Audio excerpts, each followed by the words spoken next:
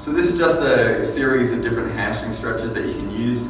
There's no particular hamstring stretch that necessarily is going to be better than the other. It's really what you feel targets your hamstrings the best and what you're most comfortable with.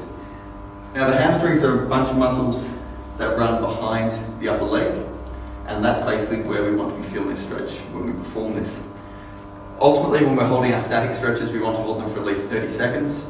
Flexibility work, if you're trying to work on your flexibility, needs to be done on a regular basis, at least every second day, if not daily, and perform it when you're warm, so either after your exercise, very minimum after something like a warm shower.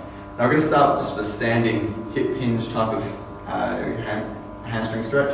So we're just going to get Chris Lee bending forwards, keeping that nice straight leg position, and we're focusing here actually maintaining that neutral spine as best we can. We're not necessarily rounding forwards. Yes, you can bend forward, touch your toes, but there's not a particular need if we're really targeting that hamstring.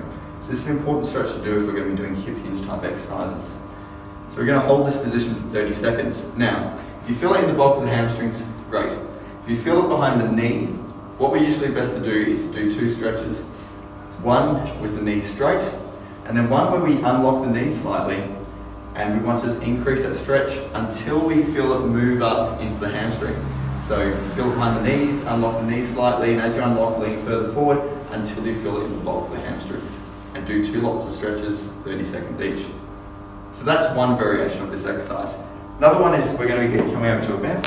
We're going to do just a single leg at a time, straight up onto the bench. Now, as we lean forward in this position, again we can maintain a neutral spine, or we can round forward, touching the toe. But again, we're just aiming to keep the stretch in the hamstring. Now if I aim for the bulk of the hamstrings, we want to keep the legs 90 degrees to the hips.